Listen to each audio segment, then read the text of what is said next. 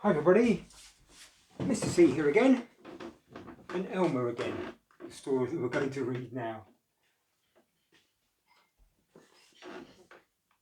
Elmer the Patchwork Elephant was bored. It was 2 days before another Elmer Day parade, the day when elephants cover themselves with bright patterns. The colours were ready and the elephants were quietly thinking about how they would decorate themselves. Elmer didn't have to think. He was always coloured grey for the parade, the only grey elephant. Time for a walk, he said to himself.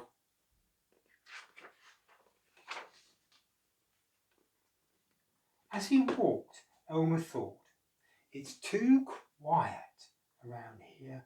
We need a joke or something to liven things up. He came to a pool and looked at his reflection. Hello, Elmer, he said to himself in the water. You've just given me a good idea. Thank you. When he returned, the others were still quietly thinking. Elmer went up to one of them and whispered in his ear. The other elephant smiled and winked, but said nothing. Elmer settled down for a rest. He had a long night in front of him.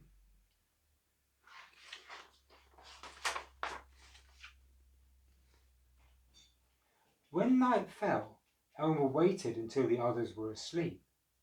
Then, taking care not to wake them, he set to work.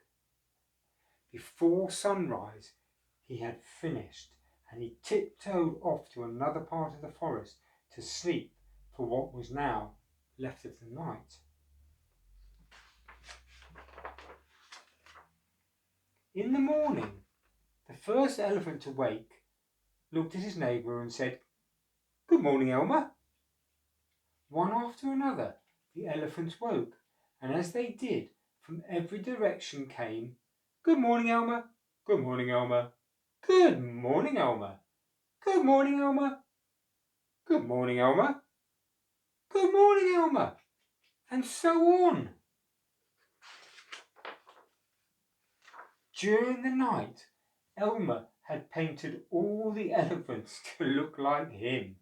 Now there were Elmers everywhere, and nobody knew which was the real one. Then the elephants started to speak to each other and say things like, Are you Elmer? I don't know, the other might say.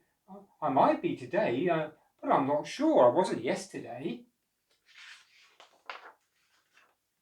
Then one of the elephants called out, This is another Elmer trick. Come on, let's splash across the river and wash off the colours. Then we'll see who the real Elmer is. The elephants raced to the river and splashed and sploshed their way to the other side.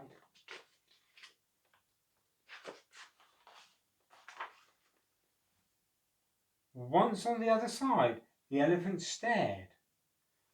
They were all grey. Where's Elmer? They asked. Here, of course, said a grey elephant. Don't you recognise me? But you're the same colour as us, gasped the others. So I am, said Elmer. Wonderful. I always wanted to be like you. This is awful, said another elephant. Elmer can't be like the rest of us. Things won't be the same without an Elmer.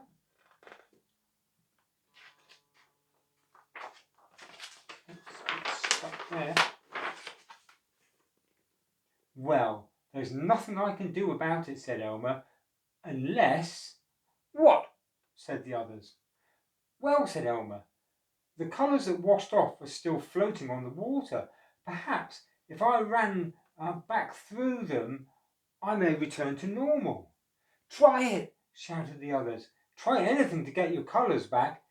Yahoo! Called Elmer, and he raced across the river and vanished into the trees on the other side.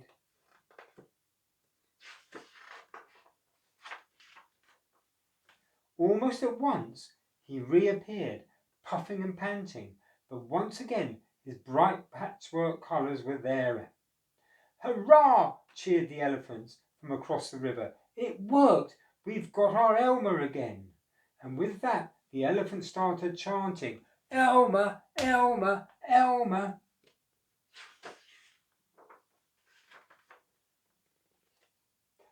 Beside Elmer, another elephant suddenly appeared from out of the trees. Did you call? He asked.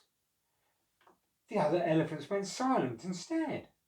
This other elephant was soaking wet, as if he'd just run across the river. On top of that, both Elmer and the other elephant were laughing. You tricked us, said one elephant to the wet grey elephant. You were working with Elmer and pretended to be him. We should have known Elmer's colours wouldn't wash off. It's another Elmer trick. And a good one at that, don't you think? So, goodbye to Elmer again, and goodbye from Mr. C too. You take care, everybody. Bye.